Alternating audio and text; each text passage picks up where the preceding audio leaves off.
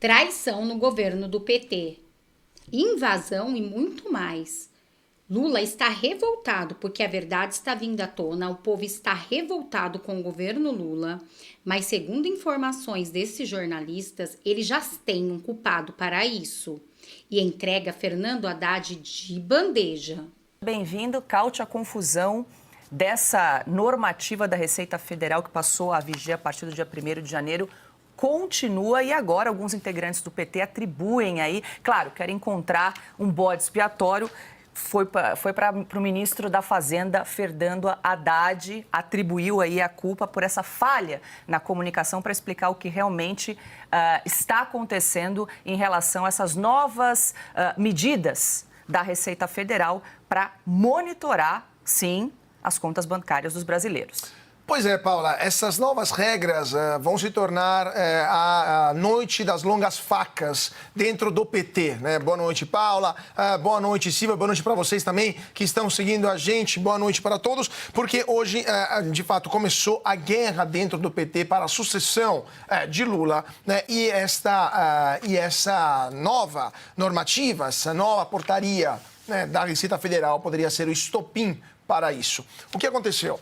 O secretário especial da Receita Federal, que é o Robson Barreirinhas, ele assinou esta portaria. Estou até aqui com ela, porque é sempre bom reler cada novidade, né, que vem. Essa portaria foi assinada pelo secretário Robson Barreirinhas e ele atuou como se faz, realmente, o secretário assina um ato normativo interno, não é uma lei, não passa pelo Congresso, é uma burocracia interna que não precisa de aprovação dos deputados, muito menos de aprovação da Casa Civil. É algo que, simplesmente, como dezenas e dezenas de portarias de todos os ministérios, acontece de forma corriqueira. Só que, nesse caso, esta portaria tem um efeito político bombástico, um efeito político grave, ou seja, milhões e milhões de brasileiros serão atingidos diretamente e perderão boa parte, uma parte relevante da sua renda, das suas entradas, dos seus ganhos por causa disso, porque deverão começar a declarar e pagar o imposto de renda, coisa que não faziam, e muito provavelmente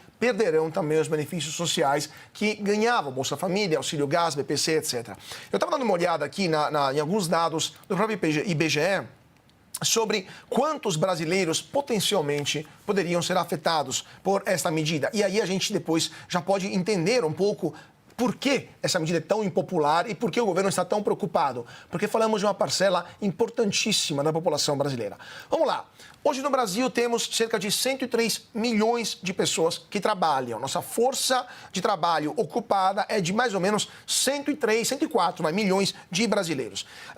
Os empregados do setor privado são mais ou menos 53 milhões. Só que sem carteira assinada são 14 milhões e meio. Então temos 14 milhões e meio de pessoas que trabalham no setor privado sem carteira assinada. Vocês acham que essas pessoas declararam imposto de renda? Muitas vezes são subempregos, são trabalhos terceirizados, são bicos, né, algumas vezes. Então temos 14 milhões e meio de brasileiros que atuam no setor privado, que são potencialmente alvo dessa medida.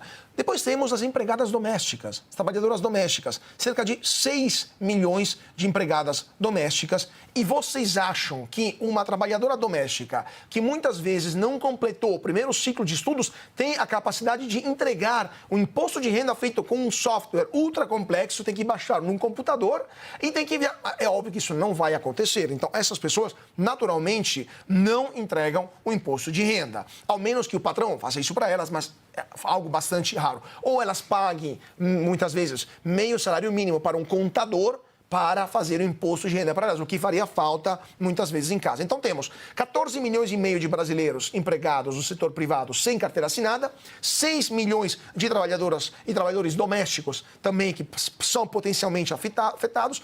Temos mais no setor público, cerca de 3 milhões e 400 mil trabalhadores que trabalham no setor público sem ter carteira assinada. Então se somam também a potenciais alvos nessa medida. E depois temos 4 milhões e meio de empregadores com licença NPJ, temos 25 milhões de pessoas que trabalham por conta própria, tá? E temos mais 1 milhão de pessoas que são trabalhadores familiares, auxiliares, são os caseiros, etc. Então vamos lá. 1 milhão de caseiros, basicamente. 25 milhões de pessoas que trabalham por conta própria. Mais 5 milhões de carteiras assinadas. Estamos em 31 milhões de pessoas. Temos mais 3 milhões de pessoas que atuam no setor público, sem carteira assinada. 34, mais ou menos, milhões de pessoas. 6 milhões de empregadas públicas. 40 milhões de pessoas. E 14 milhões de pessoas que atuam no setor privado sem carteira assinada, estamos falando de 54, mais ou menos, se eu fiz o cálculo errado, mais de 50 milhões de brasileiros que poderiam ser afetados amanhã por já estão sendo afetados por essa medida. 54 milhões de pessoas que daqui a um ano terão que fazer declaração de imposto de renda e não serão felizes de ceder 20, mais ou menos, por cento, 22, 27%, depende da alíquota da sua renda para o governo. Pessoas que, em agosto, terão os seus dados comunicados para a Receita, em setembro, poderão ter seus benefícios cortados na hora, na carne viva. Então, é óbvio que isso é uma bomba política que pode afetar o governo já em um ano eleitoral. É óbvio que já está tocando o alerta vermelho lá em Brasília para tentar achar uma solução. Mas as soluções são duas. Ou isso daqui é revogado amanhã e aí o governo perde a cara frente não só à população, mas ao mercado também, e tem um problema fiscal para resolver, ou eles insistem com isso e tentam mascarar, tentam dar um jeito, mas vai ser muito difícil superar essa crise sem dar um passo para trás e anular esta portaria que vai ficar na história como um canhão contra o pé do governo do PT. Silvio Navarro, muito boa noite. O Caute trouxe aqui um pouco do tamanho, da dimensão aí dessa medida para os brasileiros. Eu queria te ouvir, logo mais a gente já vai tratar aqui da posse do novo comandante da SECOM, da Secretaria de Comunicação, do marqueteiro Sidônio Palmeira, Silvio.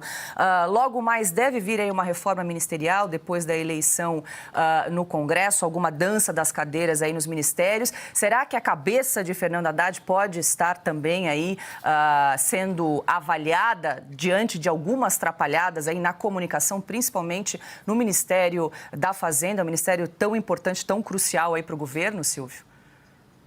Paula, boa noite, querida, meu parceiro Carlo Caute, todos que nos acompanham. Paula, o comentário do Caute, ele é impecável do ponto de vista de conteúdo, de dados, mas sobretudo pela análise final. E eu vou puxar justamente de onde ele deixou.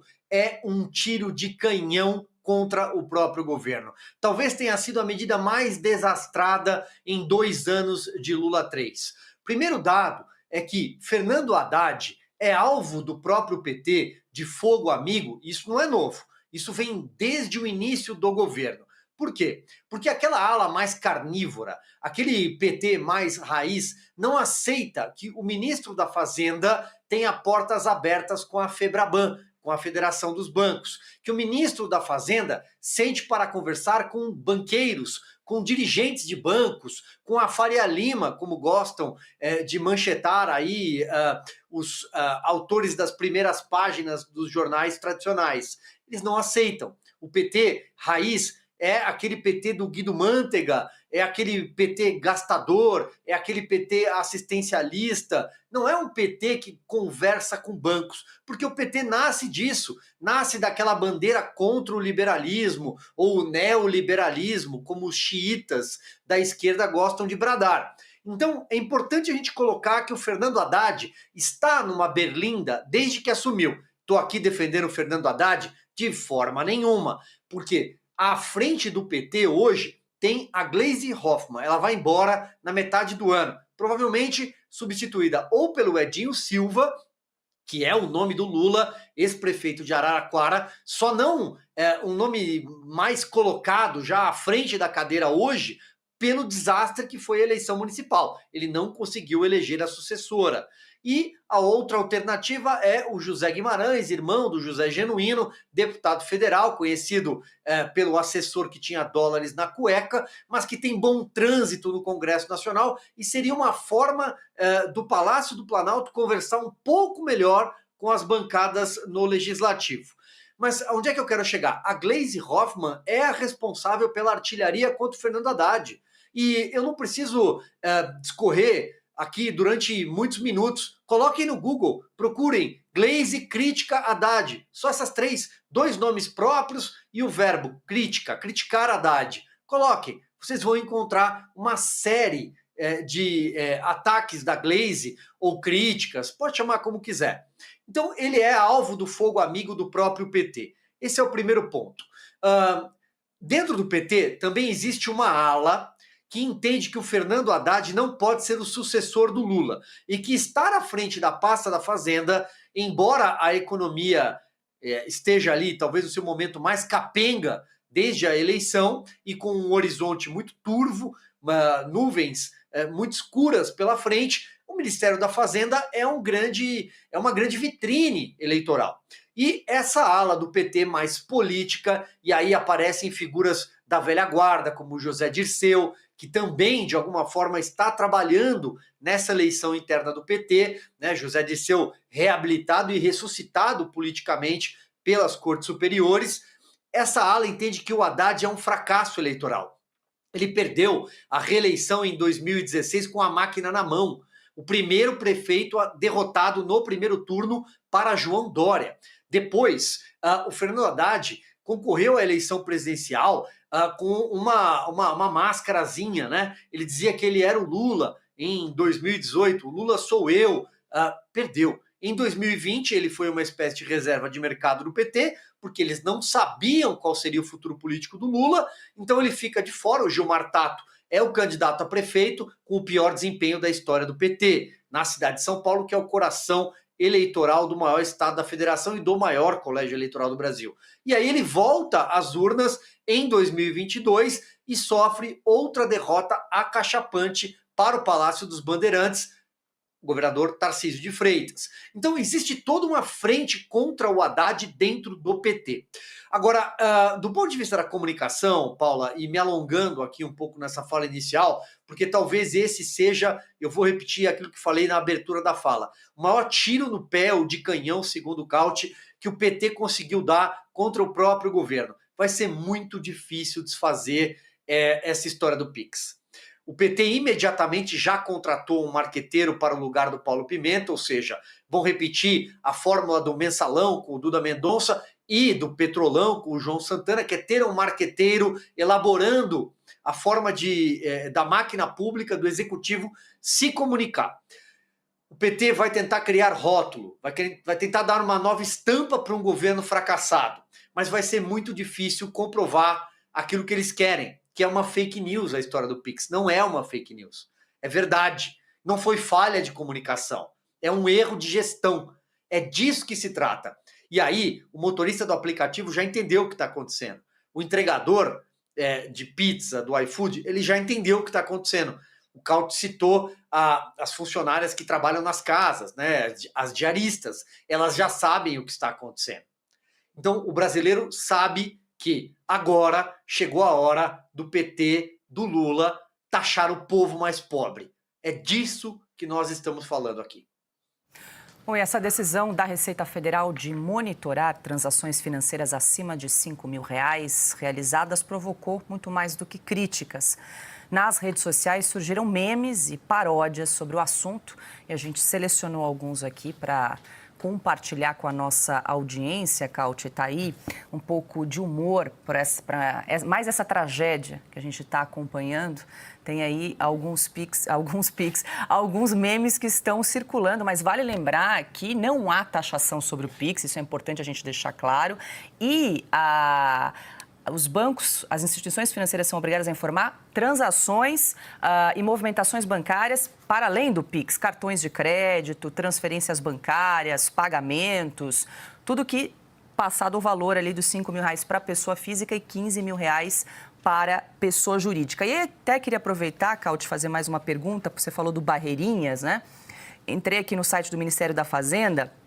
Eles, claro, rapidamente tentaram desfazer aí a confusão, mas realmente está bem complicado para o governo a situação para explicar essa normativa. Mas eu queria te perguntar, trazer o seguinte aqui, Cauty, o que disse o Barreirinhas no site aqui da Receita.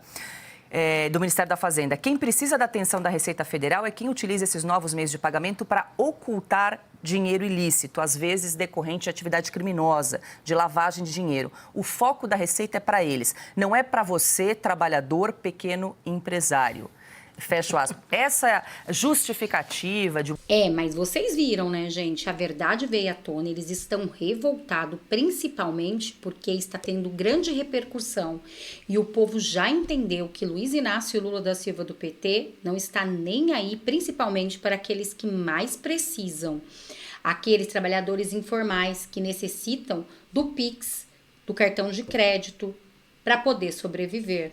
E é isso que eles estão tentando falar, que não é verdade. Mas a verdade, como vocês viram, já veio à tona, o povo está revoltado, já acordou e já entendeu quem é o governo Lula.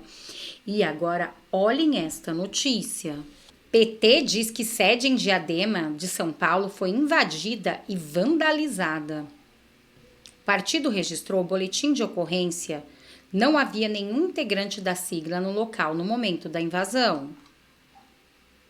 O PT disse que a sede do partido em Diadema, São Paulo, foi invadida e vandalizada na última terça-feira, dia 14.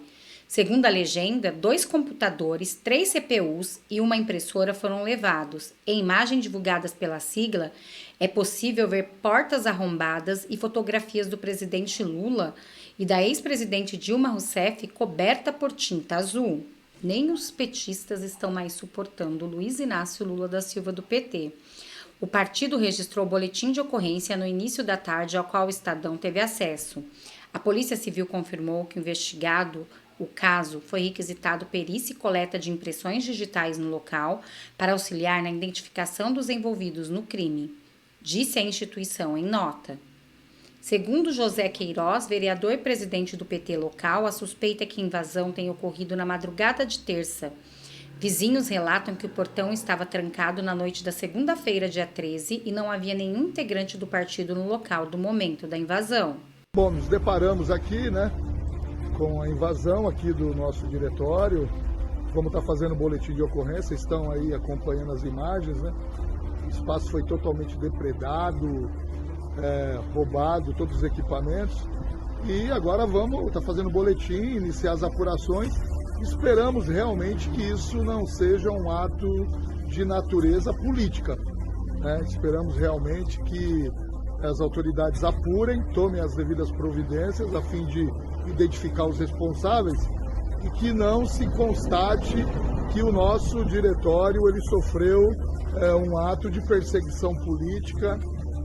Então vamos estar tomando todas as providências aqui a partir de agora.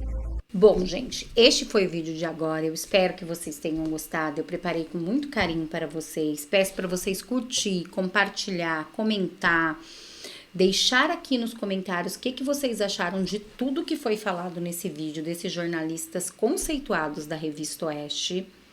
Na minha opinião, gente, está bem complicado, porque com essa situação de não que vai taxar o Pix, vamos deixar isso bem claro, ninguém tá falando que vai taxar Pix aqui não, nós estamos falando que eles vão monitorar todos aqueles que movimentarem na sua conta, seja no Pix, no cartão de crédito, ou no cartão de débito, ou transferência bancária, mais de R$5.000. Vocês vão ter que explicar para o governo por que vocês estão fazendo isso.